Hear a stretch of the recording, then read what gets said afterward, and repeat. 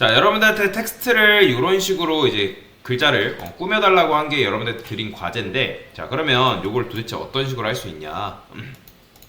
자, 제가 여기다가 div라는 녀석한테 폰트 사이즈를 한번 줘볼게요. 폰트 사이즈를 140픽셀 한번 줘볼 건데, 자, 이게 무슨 말이냐면 글자 하나하나가 140픽셀이란 말이에요. 글자 안, 요거 0 이런 식으로. 자, 그리고 여러분들이 이것도 테스트를 해보신 분들은 굉장히 잘하신 건데, 제가 만약에 div를 이렇게 써고 이런 식으로 썼어요. 자, 맞춰보세요. 자, 이런 식으로 썼어요. 자, 이렇게 하면 몇 명의 div가 검색되는 거예요?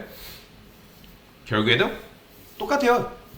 지금 ASMR상의 div는 몇 명이에요? 한 명이잖아요. 그러니까 이렇게 한다 해가지고 두 명이 검색될까요? 아니에요. 한 명입니다.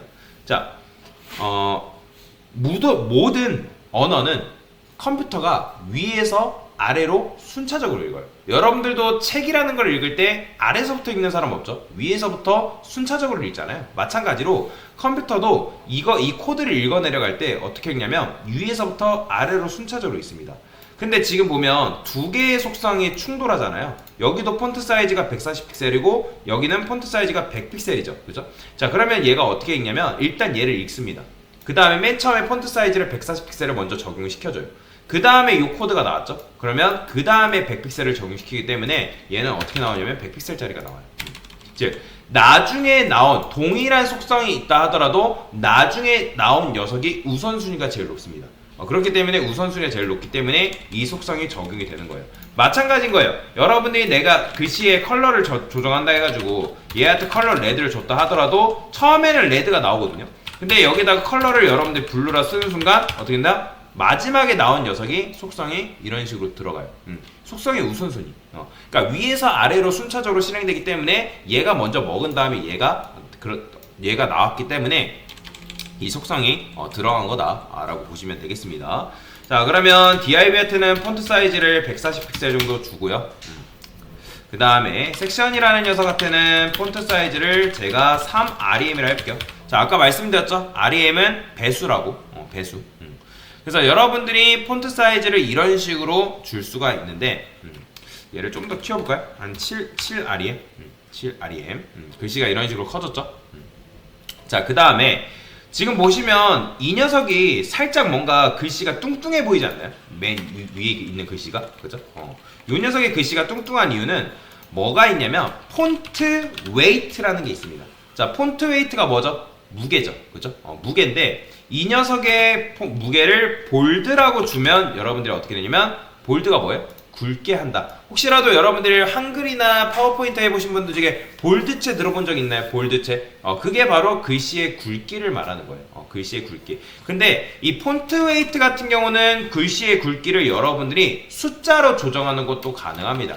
내가 굵기를 300만큼 주겠다. 그 다음에 나는 500만큼 주겠다.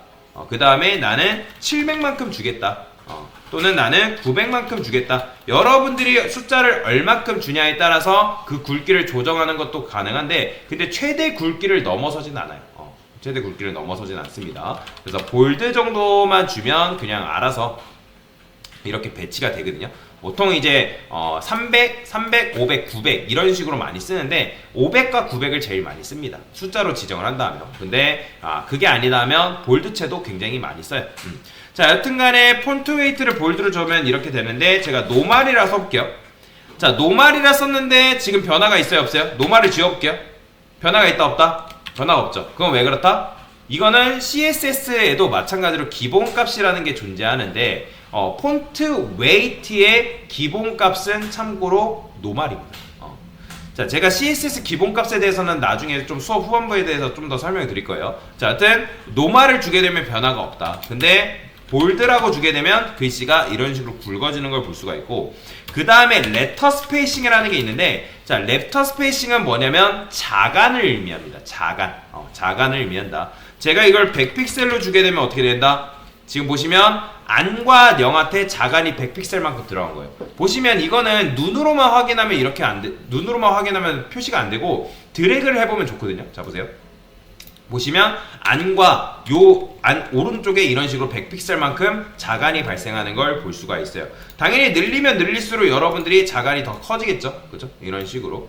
자, 그러면 이거를 여러분들이 마이너스로 주게 되면 어떻게 되겠어요? 이렇게 되는 거예요. 마이너스. 마이너스 자간. 그래서 마이너스 10픽셀.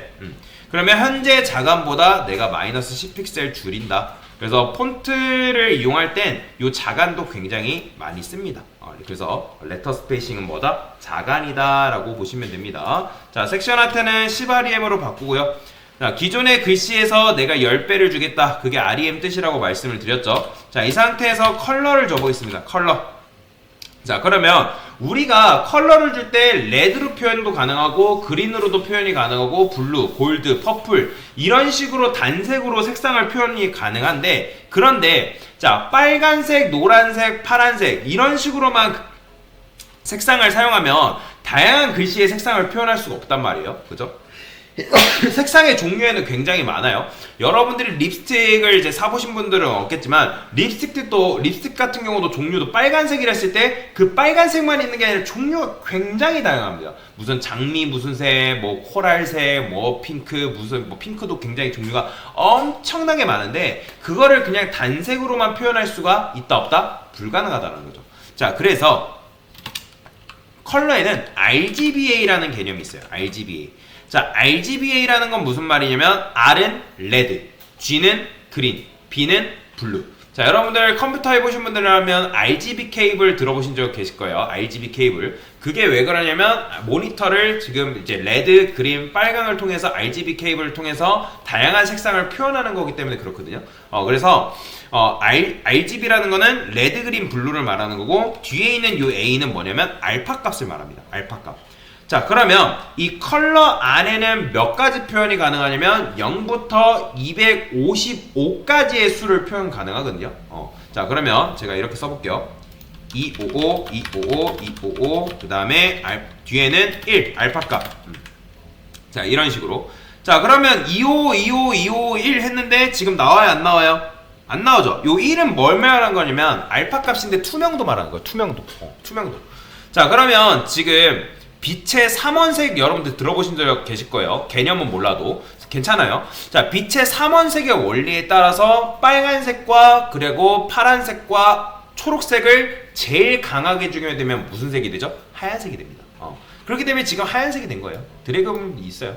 하얀색이에요. 투명하게 만든 게 아니라 지금 하얀색이에요. 그러면 이거를 빛의 삼원색에 따라서 제일 낮게 주면 뭐가 되겠어요? 당연히 검정색이 됩니다. 검정색. 자, 근데 제가 여기다가 0.5를 줘볼게요. 그러면 이건 뭐예요? 반투명이에요. 반투명.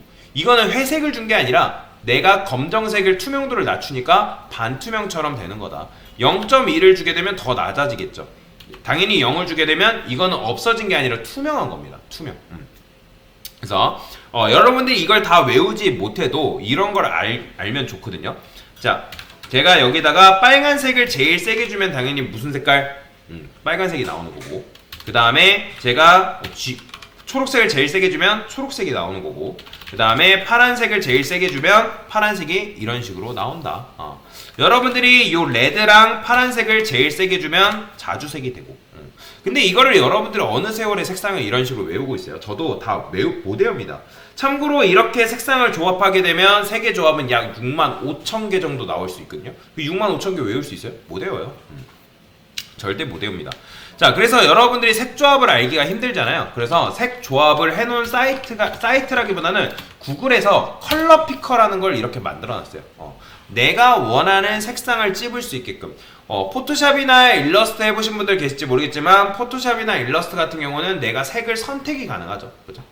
마찬가지로 컬러 피커를 이용하면 내가 원하는 색상을 여러분들이 가져올 수 있는데, 그러면 이런 식으로 내가 원하는 색상을 찾을 수가 있어요. 예를 들어서 나는 이런 색이 마음에 든다. 그러면 RGB라고 되어 있는 부분 있죠. 요거를 그대로 복사해가지고 여기다가 여러분들이 적용만 하시면 돼요. 이렇게. 이런 식으로 적용하면 방금 가져왔던 요 색상이 반영이 되는 거죠. 자, 그 다음에 여러분들이 색상을 표현할 때는 이런 것도 많이 씁니다. 자, 헥스 코드라고 하는데, 헥스 코드는 무슨 말이냐면 색상을 16진수로 표현한 거예요. 16진수. 자, 16진수로 표현한 색상이다. 그래서 요것도 마찬가지로 복사를 해가지고 이거 대신에 컬러를 이런 식으로 주는 것도 가능해요. 똑같은 색상입니다. 근데 내가 RGB로 표현했냐, RGBA로 표현했냐, 아니면 16진수로 표현했냐, 그 차이뿐이지 색상은 똑같다라고 보시면 돼요. 그 다음에 16진수로 이런 식으로 표현하는 것도 가능합니다. 컬러 한 다음에 샵 FF, FF, FF, FF라고 할까요? FF. 그 다음에 이거를 00, 그 다음에 00 이런 식으로 써보겠습니다. 자, 이거는 뭐냐면 RGB랑 똑같아요. 아까도 말씀드린 16진수, 샵을 붙이게 되면 16진수로 표현할 수 있는데 앞에 FF는 뭐냐면 요게 레드예요. 앞에 두 개가 레드, 뒤에 요 두 개가 그린, 요 두 개가 블루, 그 다음에 얘가 바로 알파값, 투명도라고 보시면 돼요. 그러면 여러분들 0F 이렇게 주게 되면 살짝 이런 식으로 투명하게 바뀌는 거죠. 뭐 이거를 여러분들이 외워야 된다 그런 건 아니지만 이 원리가 뭔지는 알고 계시면 굉장히 좋겠죠. 그래서 이런 식으로 색상을 부여하는 것도 가능하다라고 보시면 되겠습니다. 그래서 실제로 작업할 때 내가 만약에 컬러를 골라야 되는데 어떤 컬러를 골라야 되는지 모르겠다면 이런 식으로 색상을 골라가지고 다양하게 표현하는 게 가능하다라고 보시면 되겠습니다.